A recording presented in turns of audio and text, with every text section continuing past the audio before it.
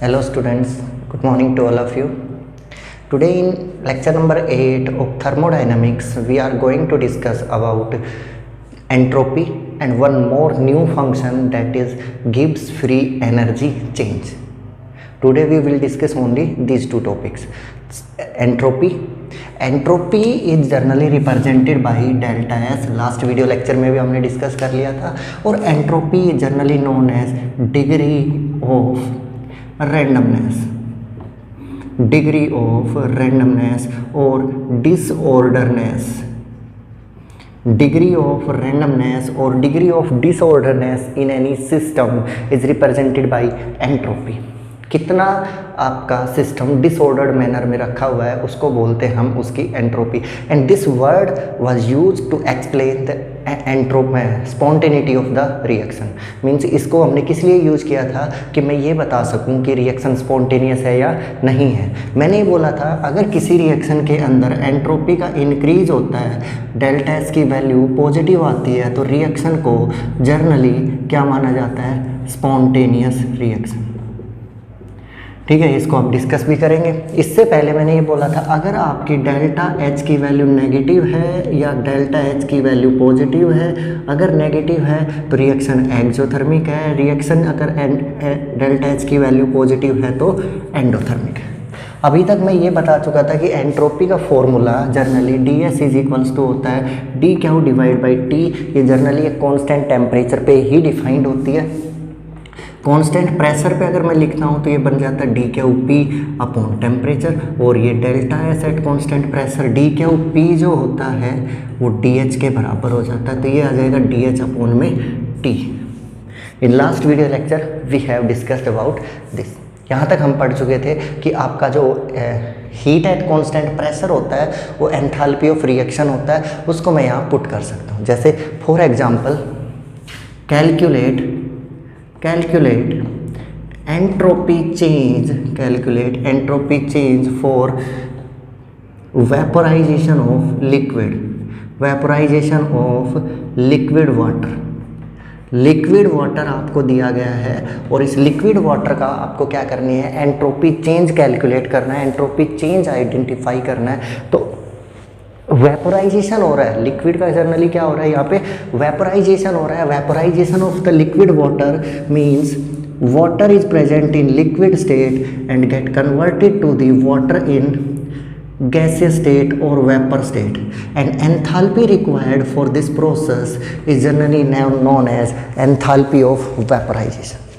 Clear? ये हम discuss कर चुके थे. Now entropy, formula for entropy is D Q upon T. और मुझे ये पता है जब भी कोई बॉइलिंग होती है, मेल्टिंग होती है, या वेपोराइजेशन प्रोसेस होता है या सब्लिमेशन होता है, उस टाइम पे pressure of the system is kept constant. Like I am boiling water at normal atmosphere. Water की बॉइलिंग करता हूँ नॉर्मल एटमॉस्फेयर पे.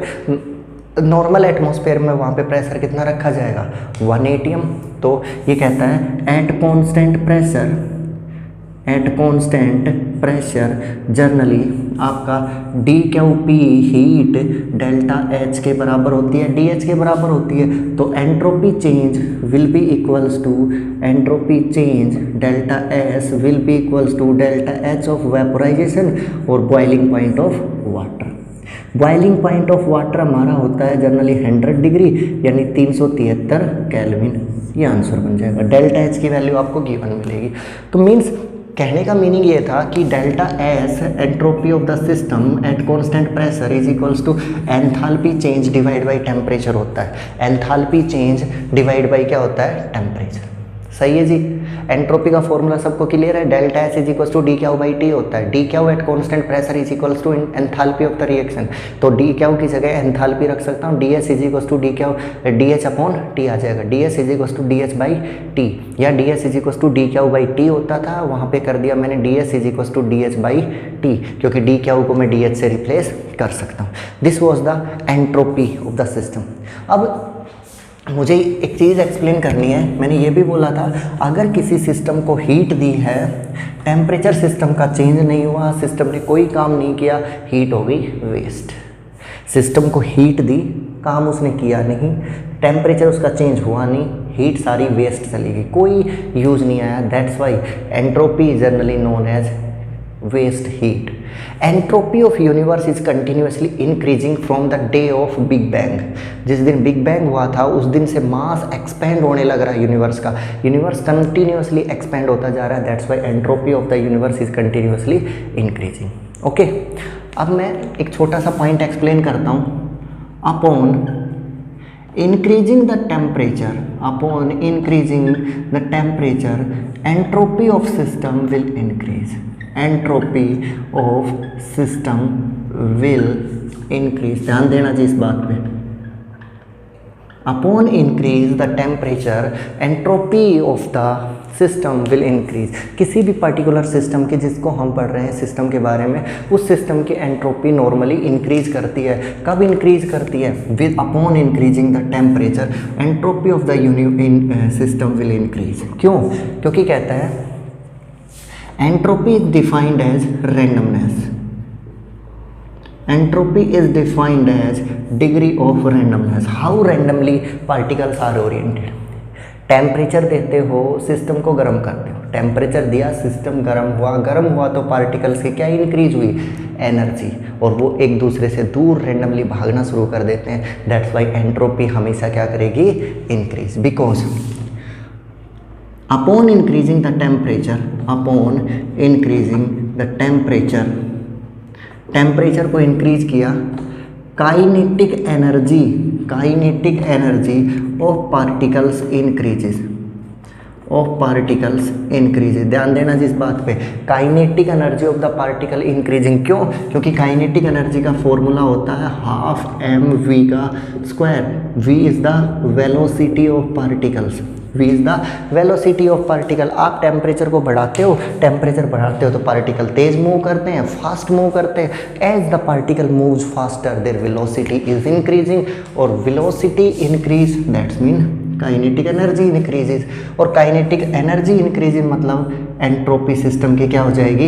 इंक्रीज। पार्टिकल्स के अंदर रैंडमनेस क्या हो जाती है? इंक्रीज। और भी देखो छोटा सा एग्जाम्पल, सॉलिड को हीट करते हैं वो लिक्विड में बदल जाता है, लिक्विड को हीट करता हूँ वो वेपर्स में कन्वर्ट हो जाता है, और मुझे पता है एंट्रोपी सबसे ज़्यादा होती है वेपर गैस की, फिर होती है लिक्विड की, और सबसे कम किसकी होती है? सॉलिड की।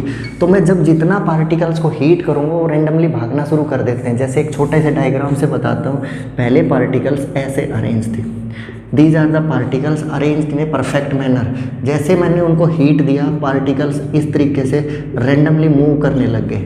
This is the ordered management, this is the disordered management. यहाँ पे पार्टिकल डिसऑर्डर्ड मैनर में घूम रहे हैं, वहाँ पे पार्टिकल ऑर्डर्ड मैनर में घूम रहे थे, है ना। तो एक जगह पार्टिकल रैंडमली ओरिएंटेड हैं और एक जगह पार्टिकल एक परफेक्ट मैनर में घूम रहे हैं, ठीक है। तो क्वेश्चन आता है why, what is the effect of temperature on the entropy of the system. आपको सिंपली आंसर करना है, upon increasing the temperature of a system the kinetic energy of the particles will increase. As the kinetic energy of the particle increases, they become randomly oriented, and their entropy will increase. Upon increasing the temperature, their entropy will increase, entropy of the particles will increase। देख लो इसको एक बार, फिर इसके बाद आगे बढ़ते हैं spontaneity की तरफ। हाँ, ये बात ज़रूर याद रखना कि entropy of universe is continuously increasing and everything wants freedom. Her particle freedom चाहता है, ठीक है, और वही उसकी स्टेट ऑफ टेंडेंसी होती है। नाउ इफेक्ट ऑफ टेम्परेचर के बाद मैं यहाँ पे डिस्कस करूँगा how the spontaneity of A reaction can be explained bye entropy change. How the spontaneity of reaction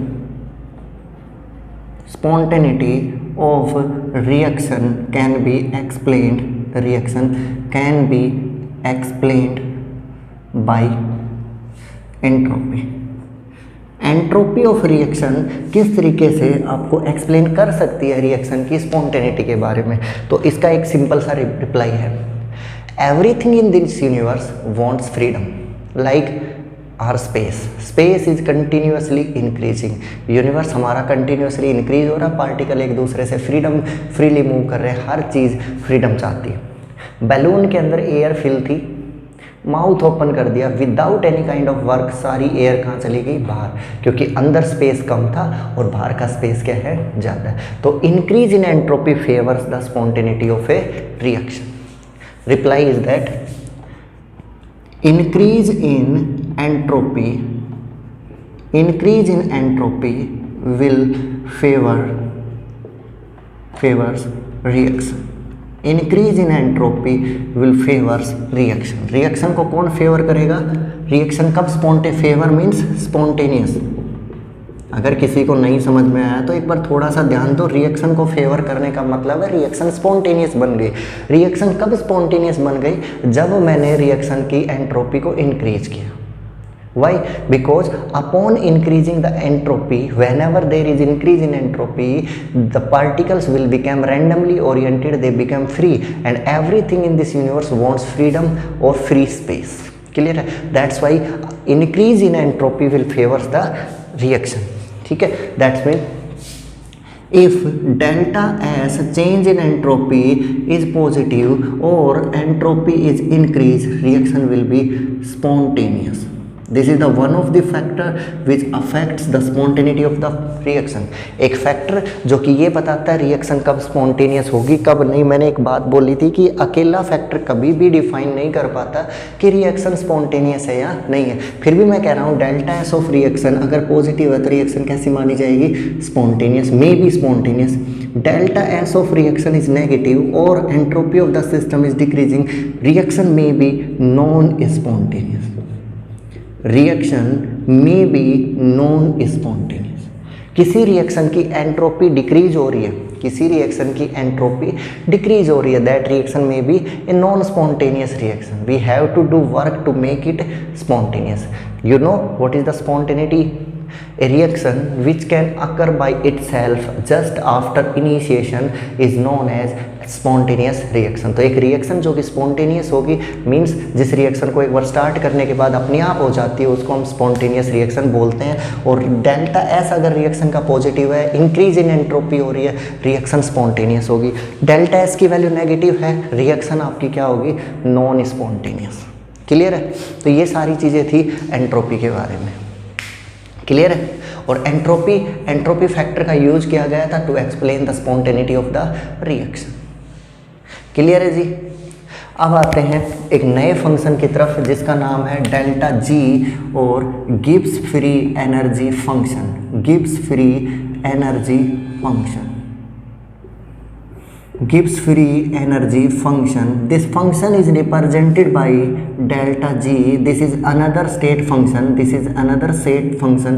पहले हम 2-3 स्टेट फंक्शंस को पढ़ चुके हैं। इससे पहले मैंने एंट्रोपी स्टेट फंक्शन बताया था, इससे पहले मैंने डेल्टा एच को एक स्टेट फंक्शन बताया था। और इन सारी चीज़ों का यूज किस लिए किया गया? To explain the spontaneity of the reaction. Delta S की value positive, reaction spontaneous. Delta S की value negative, reaction non spontaneous. ठीक है, इसके बाद बात आती है गिब्स फ्री एनर्जी पे। Gibbs free energy is represented by delta H. It is a new state function, it is a new state function which is use to explain, which is use to explain the reaction spontaneity, which is use to explain this the reaction spontaneity. Reaction spontaneity, reaction की spontaneity को explain करने के लिए एक नया factor introduce किया गया। This is the final factor which defines the spontaneity of the reaction. इसकी वैल्यू फाइनली आपको ये बता देगी कि रिएक्शन स्पॉन्टेनियस है या नहीं है। अभी तक मैं बोलता हूँ कि डेल्टा एस की value positive may be spontaneous, delta S value negative may be reaction non spontaneous, but we are going to use a final factor which will say this reaction is spontaneous, this reaction is non spontaneous. This factor name is Gibbs free energy, means it is a type of energy function. किस type का function होता है? Energy का function, represented by delta G. G is equals to delta G is equals to delta H minus T delta S. Gibbs free energy have a value of delta G is equals to delta H minus T delta S। इससे पहले एक equation को remind करवा देता हूँ, उसका हालांकि यहाँ यूज नहीं है। Delta H is equals to delta U plus delta N G R T, first law of thermodynamics. Delta H is equals to delta U plus P delta V. हालांकि इसका यह यूज़ नहीं है, लेकिन मैं रिमाइंड इसलिए करवा रहा हूँ क्योंकि इंपॉर्टेंट इक्वेशन है। इस इक्वेशन का बहुत सारे न्यूमेरिकल्स में यूज किया गया है। Delta N G that is equals to number of moles of gaseous product minus number of gaseous moles of reactant, product minus reactant gaseous moles. Clear है? Delta H is equals to delta U plus delta N G R T, delta H is equals to delta U plus P delta V. Now forget this, focus on this. Delta G is equals to delta H minus T delta S. This is the Gibbs free energy equation. Very important equation like this. जिस तरीके से ये आपके एक important equation थी किसमें, first law of thermodynamics में, उसी तरीके से ये इक्वेशन आपकी बहुत इंपॉर्टेंट होती है किसमें, गिब्स फ्री एनर्जी और to explain the spontaneity of the reaction. Delta G, this factor delta G is known as Gibbs free energy. This factor is known as Gibbs free energy. This delta H factor is known as enthalpy. That may be positive, that may be negative. T is known as temperature. T is known as temperature, and delta S is known as entropy change. This is known as entropy change. Clear? Delta G is Gibbs free energy change, delta H is enthalpy of reaction, and T is the temperature, and delta S is the entropy of the reaction. Now full and final बात यह है कि अगर reaction की delta G value, if delta G और delta G not of reaction is equals to negative, delta G Gibbs free energy और standard Gibbs free energy, Gibbs free energy और standard Gibbs free energy is negative, then reaction is spontaneous. ध्यान देना जी एक बार, reaction का delta G अगर negative है, reaction को बोला जाएगा स्पॉन्टेनियस। भूलना मत, डेल्टा एस की वैल्यू को पॉजिटिव होने पे रिएक्शन स्पॉन्टेनियस मानी जाती है, डेल्टा एस की वैल्यू नेगेटिव यानी डिक्रीज होने पे रिएक्शन को नॉन स्पॉन्टेनियस माना जाता है। लेकिन एनर्जी का डिक्रीज, गिब्स फ्री एनर्जी का डिक्रीज, फाइनली ये कहता है रिएक्शन स्पॉन्टेनियस होगी। क्लियर है? Delta S suggest that reaction may be spontaneous bye delta S positive, may be spontaneous bye delta S positive, may be non spontaneous. May B word लग रहा है वहाँ पे, कैसा वर्ड लग रहा है, मे बी, हो सकता है, नहीं भी हो सकता, लेकिन ये कहता है फाइनल बात ये है कि डेल्टा जी अगर नेगेटिव है रिएक्शन स्पॉन्टेनियस है, डेल्टा जी की वैल्यू पॉजिटिव है reaction is non spontaneous. This reaction will not occur at any cost. यहाँ पे कोई मैंने आपका मे बी वर्ड यूज नहीं किया है, मैंने यहाँ पे मे बी नहीं लिखा, मैंने डायरेक्टली लिखा है रिएक्शन विल बी स्पॉन्टेनियस और reaction will B non spontaneous. ऐसा कहीं पे भी नहीं बोला है कि दिस रिएक्शन मे बी और may not be. I am asking directly that reaction will be spontaneous और not spontaneous. If delta G is negative, Gibbs free energy change is negative, or Gibbs free energy is decreasing, then reaction will be 101% spontaneous. Clear? If delta G is positive or delta G is increasing, then reaction will be non-spontaneous. Clear? देखो जैसे delta G decreasing spontaneous, increasing non-spontaneous. If delta G of reaction is 0, reaction will be in equilibrium. एक नया word लिख रहा हूँ, reaction will be in equilibrium means reaction may go in forward, reaction may go in backward. ना तो reaction फिलहाल forward जा रही है, ना रिएक्शन बैकवर्ड जा रही है, मतलब ना रिएक्शन स्पॉन्टेनियस है ना रिएक्शन नॉन स्पॉन्टेनियस है, वो रिएक्शन इक्विलिब्रियम पे खड़ी है। आप उस रिएक्शन को थोड़ा सा भी डिस्टर्ब करोगे, रिएक्शन उसी डायरेक्शन में चली जाएगी। इक्विलिब्रियम मीन्स पानी की टंकी है, ऊपर से पानी भर रहे हो, नीचे से पानी निकल रहा है, लेवल क्या हो जाएगा पानी का, कांस्टेंट। रिएक्शन स्पॉन्टेनियस भी हो सकती है, नॉन स्पॉन्टेनियस भी हो सकती है, डायरेक्टली नहीं कह सकते। हाँ ये कह सकते हो रिएक्शन किस में है, इक्विलिब्रियम। क्लियर है भाई बात? अरे सबको क्लियर है? Delta G is negative spontaneous, delta G is positive non spontaneous. समझ में आ गया? Delta G negative spontaneous, delta G positive non spontaneous, सिर्फ ये याद रखना। Delta G 0, reaction will be in equilibrium. अब मैं एक एक करके एक्सप्लेन करता हूँ और पूछता जाऊँगा मैं आपसे, जो पढ़ा है उसके बारे में सारा पूछूंगा अभी। Delta G is equals to delta H minus T delta S. This is the standard equation for Gibbs free energy. Clear है?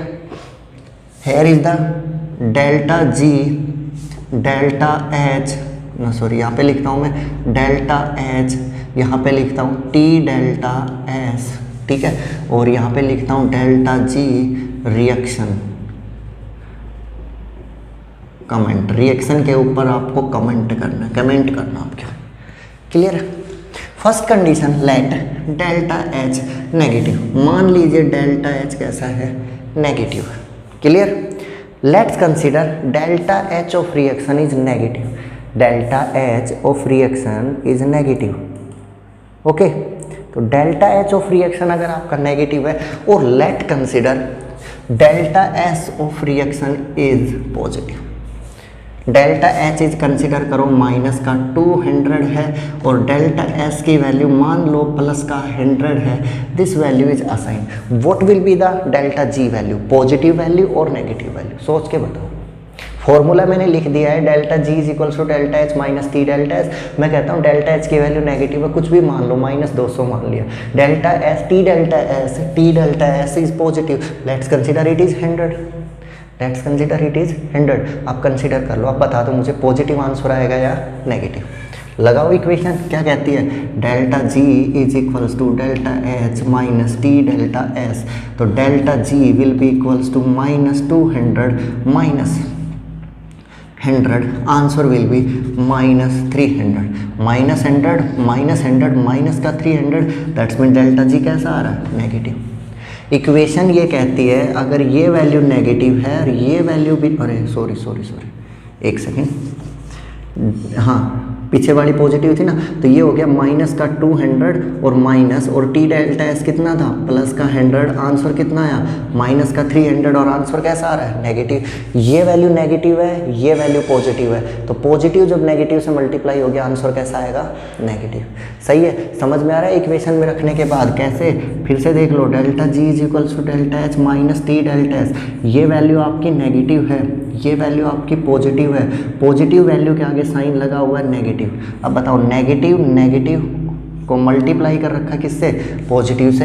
ये आंसर नेगेटिव आया. नेगेटिव आंसर में नेगेटिव आंसर जुड़ के आंसर कैसा बना? नेगेटिव. ये नहीं समझ में आता, इसको देख लो. -200 प्लस का 100, आगे साइन किसका? माइनस का. आंसर कितना? -300. डेल्टा जी का साइन 100% क्या होगा? रिएक्शन के ऊपर नेगेटिव. और delta G is negative, reaction is spontaneous. Reaction is spontaneous at every temperature. Reaction is spontaneous at every temperature. ध्यान देना भाई इस कमेंट पे.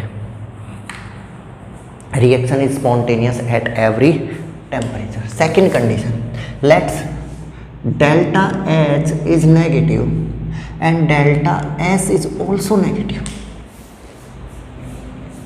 हाँ जी, मान लीजिए delta H is negative -200. T delta S is also negative. T delta S is also negative minus का 100. Then what will be the answer? Positive answer और नेगेटिव आंसर. करके देख लेता हूँ मैं. Delta G equals to delta H minus T delta S. Delta G equals to -200 minus T delta S की value कितनी? Minus का 100. आंसर कितना बना? ठीक है, माइनस का 200 और प्लस का कितना? माइनस मल्टीप्लाई हो गया, प्लस बन गया. आंसर आया माइनस का 100. यहाँ तो डेल्टा जी कैसा आ गया? नेगेटिव. बट ये जरूरी थोड़ी ना है कि इसकी वैल्यू इससे छोटी मिले टी डेल्टा एस. ऐसा भी कंसिडर कर सकते हो, डेल्टा एच इज -200 और T delta S is equals to -300. ये भी तो पॉसिबल है. आप इसको छोटा ही क्यों ले रहे हो? ऊपर वाले को 200 लिया और इसको 100 ही क्यों लिया? ऐसे भी ले सकते हो, ऊपर वाले को 200 ले लो, नीचे वाले को 300 ले लो. अब देखो, delta H minus T delta S minus का 200 माइनस का 300. आंसर कितना आया? माइनस का 200 प्लस का 300. आंसर कितना आया? प्लस का 100. ये तो उल्टी सीधी बात हो गई भाई. कभी आंसर पॉजिटिव आ रहा है, कभी आंसर नेगेटिव आ रहा है. गड़बड़ आ रही है कुछ ना कुछ. कभी आंसर पॉजिटिव और कभी नेगेटिव है. तो ध्यान से देखो, अगर टी डेल्टा एस की वैल्यू ज़्यादा है डेल्टा एच से, तो आंसर आ रहा है पॉजिटिव. टी डेल्टा एस की वैल्यू कम है डेल्टा एच से, तो आंसर आ रहा है नेगेटिव. दिखा कुछ? अगर आपकी टी डेल्टा एस की वैल्यू छोटी है, T delta S is smaller than delta H, then reaction is spontaneous. If T delta S is greater than delta H in magnitude, reaction is non-spontaneous. दिखाई दे रही है बात? अरे सभी को पता चल रहा है इसके बारे में कि टेम्परेचर अगर कम रखा गया है तो टेम्परेचर अगर आपका कम है, टेम्परेचर अगर आपका लो है तो रिएक्शन स्पॉन्टेनियस है. टेम्परेचर वाली वैल्यू अगर हाई है तो रिएक्शन आपकी कैसी है? Non spontaneous. So delta G में बी पॉजिटिव और नेगेटिव, मे बी पॉजिटिव और मे बी नेगेटिव. कब नेगेटिव आएगी? डेल्टा जी नेगेटिव आएगा लो टेम्परेचर पे, डेल्टा जी लो टेम्परेचर पे. और ये पॉजिटिव कब आएगा? जब delta H T delta H ज़्यादा हो, यानी हाई टेम्परेचर पे. Delta S positive, delta G positive कब आएगा? हाई टेम्परेचर पे. हाई टेम्परेचर पे reaction non spontaneous, low temperature पे रिएक्शन क्या होगी? स्पॉन्टेनियस.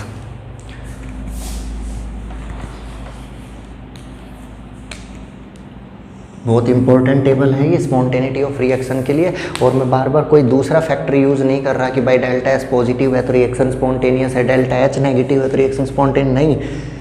स्पॉन्टेनिटी ऑफ रिएक्शन बताने के लिए सिर्फ एक ही फैक्टर है और वो फैक्टर आपका डेल्टा जी. नेगेटिव आया, रिएक्शन को लिख दिया स्पॉन्टेनियस. पॉजिटिव आया, रिएक्शन को लिख दिया नॉन स्पॉन्टेनियस. नेगेटिव आया, रिएक्शन को लिख दिया spontaneous. Now going to the third condition, make delta H positive. Delta H को पॉजिटिव रखा, डेल्टा एस को अभी भी टी डेल्टा एस को कैसा रखा? Negative. Let's consider delta T delta S is negative. एक एग्जाम्पल सेटअप करता हूँ. Equation is that delta G equals to delta H minus T delta S. Let's consider delta H is positive, may B 200 positive.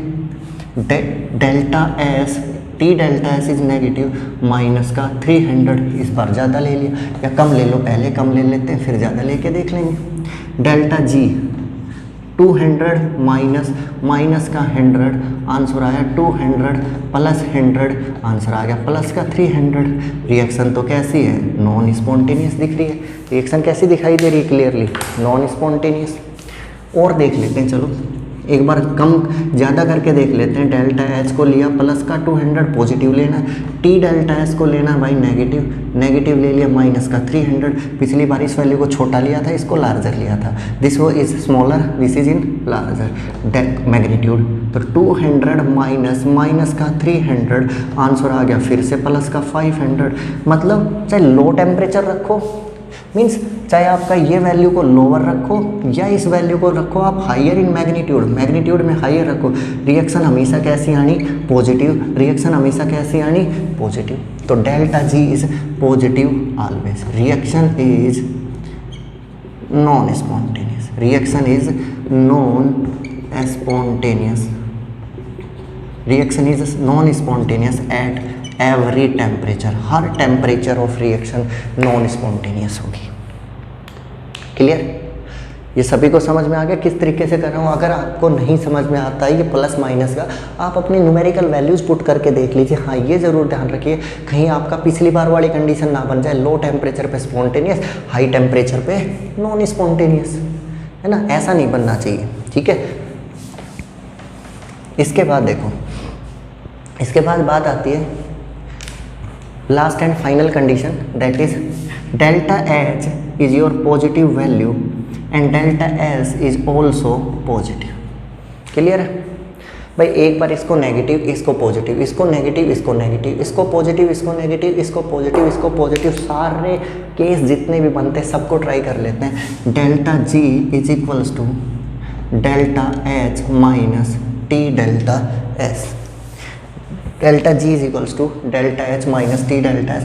Delta H is positive. Let's consider it is 200. T delta S is positive. Let's consider it is 100. Answer will be delta S 200 minus या plus का 100 ले रखा है, plus का 100. Answer will B plus 100. Reaction is non spontaneous.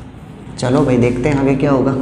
दूसरी condition में उल्टा करके देखो, इसकी वैल्यू को बड़ा करो, इसकी वैल्यू को छोटा कर देते हैं। डेल्टा एच की वैल्यू प्लस का 300 ले लिया, टी डेल्टा एस की वैल्यू को प्लस का, इसको स्मॉल करना है, इसको 200 रखो, इसको कर दो आप 300। Delta G is plus 200 minus 300 और आंसर हो नेगेटिव आ गया इस बार। तो यहाँ पे रिएक्शन कैसी होगी? स्पॉन्टेनियस।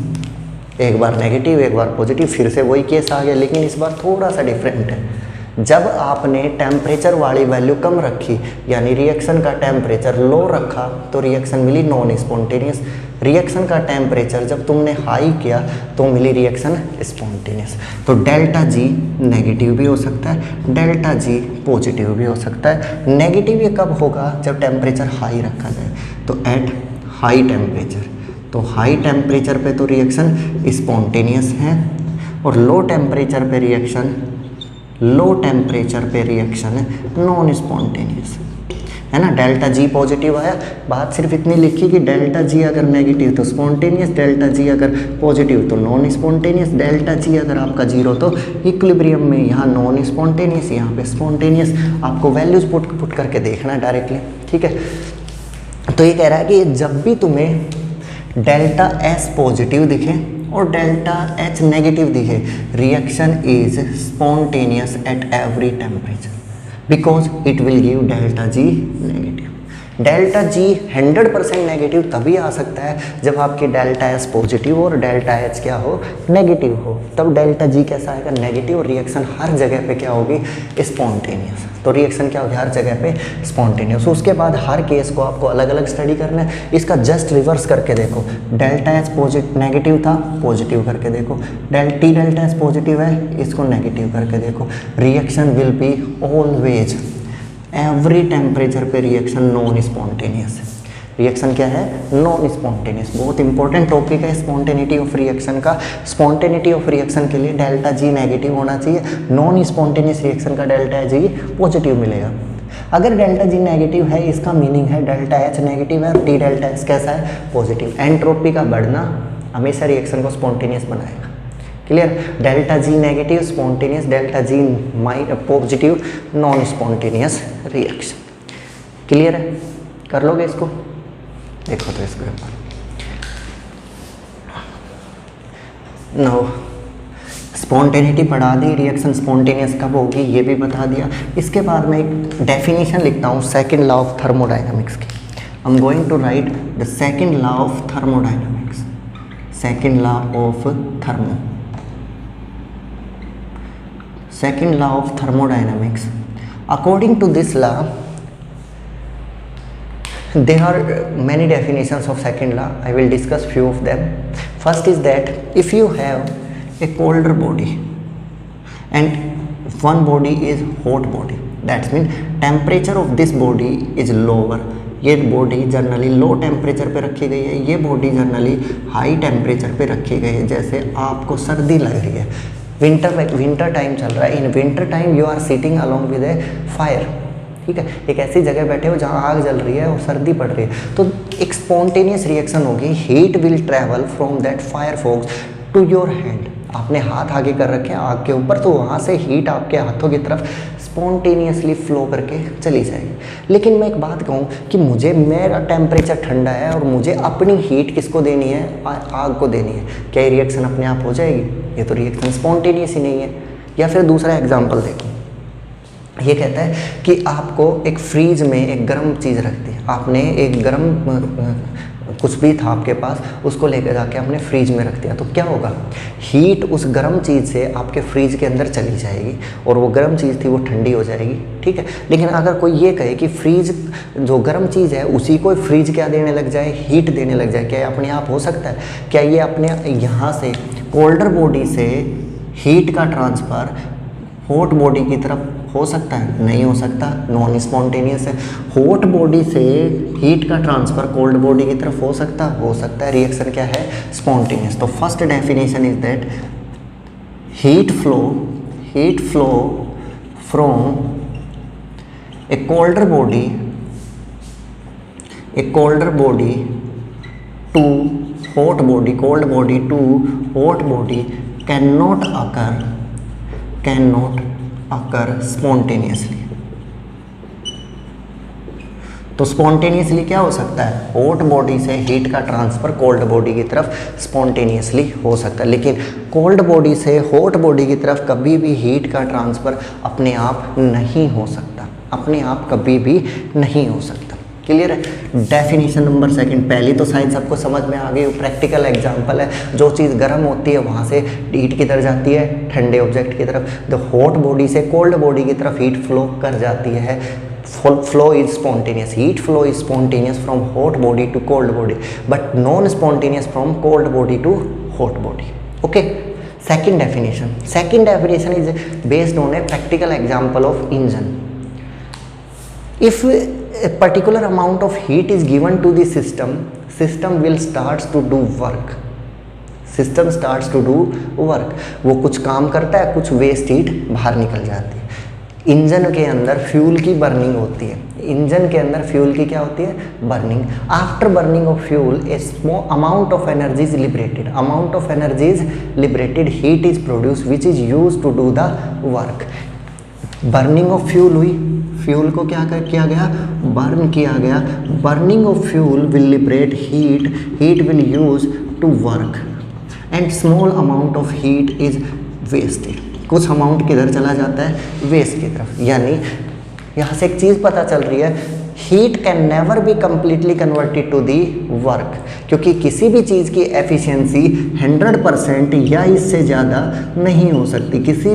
किसी भी सिस्टम की एफिशिएंसी 100% या उससे ज़्यादा नहीं हो सकती। आइडियल सिचुएशंस कंसीडर करके मैं ये कह सकता हूँ किसी भी सिस्टम की एफिशिएंसी 100% है, अदरवाइज किसी भी सिस्टम की एफिशिएंसी कितनी नहीं होती, 100%। तुम्हें 50 जूल हीट दी गई और तुमने वर्क भी कितना कर दिया, 50 जूल। ये पॉसिबल नहीं है, रियल लाइफ में ये पॉसिबल नहीं है, आइडियल लाइफ में पॉसिबल है। रियल लाइफ में क्या पॉसिबल है, 50 जूल हीट दी किसी सिस्टम को, तो सिस्टम को हो सकता है 45 जूल वर्क करेगा और 5 जूल हीट कहाँ चली जाएगी, वेस्ट के फॉर्म में। ये प्रैक्टिकल एग्जांपल है। आपने खाना खाया तो सारा खाना आपका वर्क करने में यूज नहीं होता, बॉडी उसको स्टोर कर लेती कुछ अमाउंट में। तो ये सेकेंड लॉ ऑफ थर्मोडाइनमिक्स की दूसरी स्टेटमेंट कहती है, heat can never be completely converted to work completely, but work can convert it to heat, work can be converted to heat completely, clear है जी। ये बात देखो एक बार, ये कह रहा है कि हीट को कम्प्लीटली आप वर्क में कन्वर्ट नहीं कर सकते, लेकिन वाइस वर्सा ट्रू है, हीट को वर्क में नहीं बदल सकते कम्प्लीटली, एफिशिएंसी 100% नहीं है, लेकिन आप वर्क को कम्प्लीटली हीट में बदला जा सकता है। रिवर्स ट्रू हो सकता है, लेकिन फॉरवर्ड इक्वेशन ट्रू नहीं है। These are the two definitions of second law of thermodynamics. Clear है ये बात। तो ये कह रहा है कि फर्स्ट कहता है कि हॉट बॉडी से कोल्ड बॉडी की तरफ हीट का ट्रांसफ़र आसानी से हो सकता है। पहाड़ से पानी बह के नीचे आ सकता है, नीचे से पानी बह के बिना का वर्क डन किए ऊपर नहीं जाएगा। अगर आपको बॉटम से हाइट पे वाटर लेके जाना है तो आपको खुद को वर्क डन करना पड़ेगा। ये फर्स्ट डेफिनेशन थी। Second definition is the heat can never be converted completely to the work, but work can be converted to heat. Example is Carnot engine. एक साइंटिस्ट था, नेम था कार्नोट, उसने एक engine बनाया था, हीट इंजन बनाया था, और उस साइंटिस्ट ने बोला था कि हीट सारी की सारी हीट किधर नहीं कन्वर्ट हो सकती, वर्क की तरफ कुछ ना कुछ हीट वेस्ट जरूर जाती है। इसका एग्जाम्पल होता है कार्नोट इंजन। ओके, तो आज वीडियो लेक्चर में मैंने सबसे इंपॉर्टेंट जो चीज़ पढ़ाई वो थी Gibbs free energy, that is delta G is equals to delta H minus T. Delta H equation के बेस पे मैंने delta G negative reaction spontaneous, delta G positive reaction non spontaneous, zero reaction will be in equilibrium. इसके बाद मैंने एक चीज़ और पढ़ाई आपको कि इस इक्वेशन के बेस पे अलग अलग कंडीशंस जनरेट करी और ये डिसाइड किया कि कब रिएक्शन स्पॉन्टेनियस है, कब नहीं है, कब लो टेम्परेचर पे, कब हाई टेम्परेचर पे। उसके बाद सेकंड लॉ ऑफ थर्मोडायनेमिक्स की दो डेफिनेशंस पढ़ाई कि सेकंड लॉ ऑफ थर्मोडायनेमिक्स क्या होता है। दो डेफिनेशंस की पढ़ी, मोर देन 2 हो सकती है। Example of the second law of thermodynamics is Carnot engine और रेफ्रिजरेटर। कार्नोट इंजन क्या करता है, फ्यूल डालते हो इंजन के अंदर, फ्यूल की क्या होती है बर्निंग, बर्निंग से क्या प्रोड्यूस होती है हीट, हीट कहाँ चली जाती है वर्क डन करने में, प्लस में कुछ कोई अमाउंट क्या हो जाता है waste. Work, heat is converted to work, heat is converted to work, heat किस में कन्वर्ट हो रही है वर्क में। दूसरा एग्जाम्पल क्या होता है रेफ्रिजरेटर, इसका जस्ट रिवर्स रेफ्रिजरेटर काम करता है, क्या करता है work done to remove heat, work done to remove heat, heat को हॉट बॉडी से हीट रिमूव करने के लिए मुझे काम करना पड़ेगा। रेफ्रिजरेटर कह रहा है कि हीट रिमूव करना है और काम करना पड़ सकता है। ठीक है, ये दो डेफिनेशंस हमने पढ़ी थी सेकंड लॉ ऑफ थर्मोडायनामिक्स की, इन दोनों को पढ़ना है। ठीक है, और अपना चैप्टर ऑलमोस्ट कवर अप हो गया है। ठीक है, अगली वीडियो लेक्चर में नेक्स्ट अपना तैयार करेंगे लेक्चर, नेक्स्ट यूनिट को स्टार्ट करेंगे। तब तक आपको सारे एनसीईआरटी के क्वेश्चंस करने, कुछ क्वेश्चन मैं अगली वीडियो लेक्चर में भी एक्सप्लेन कर दूँगा। Okay, thank you, that's all for today.